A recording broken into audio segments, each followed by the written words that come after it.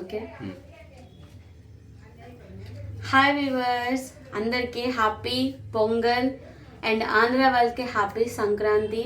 So అందరూ చక్కగా హ్యాపీగా సంక్రాంతిని సెలబ్రేట్ చేసుకున్నారు. సో అందరి ఇంట్లో చక్కగా పిండి వంటలతో చాలా హ్యాపీగా ఎంజాయ్ చేస్తున్నారు. సో మేము కూడా ప్రతి ఇయర్ ఎవరో ఒకరు ఇస్తే జంతికలు చేగడలు తినేవాళ్ళం మా చిన్నప్పుడు.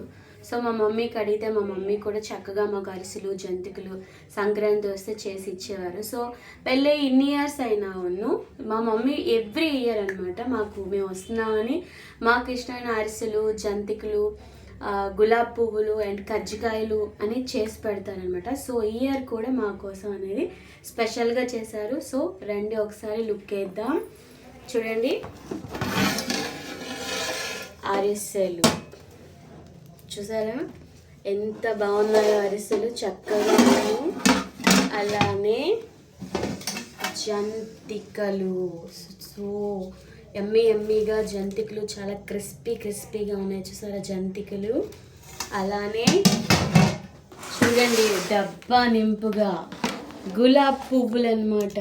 సో రోజ్ కేక్స్ అని అంటాం కదా, సో గులాబ్ పువ్వులు చక్కగా చేసి పెడతారు. చూడండి ఎన్ని చేసి పెట్టారు. ఓకే, దాని తరువాత కజ్జికాయలు అనమాట. చూడండి కజ్జికాయలు ఎంత చక్కగా నీట్గా చక్కగా మంచి కలర్స్. ఎన్ని కజ్జికాయలు అంటే ఎన్ని కజ్జికాయలు. సో క్రిస్పీగా చక్కగా అన్నమాట.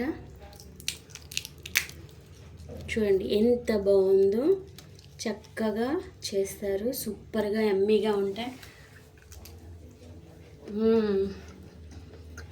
సో మేము ప్రతి ఇయర్ అన్నీ వచ్చి చక్కగా